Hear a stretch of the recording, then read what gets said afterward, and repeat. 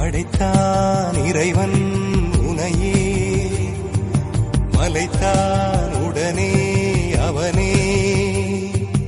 அழகை படைக்கும் திறமை முழு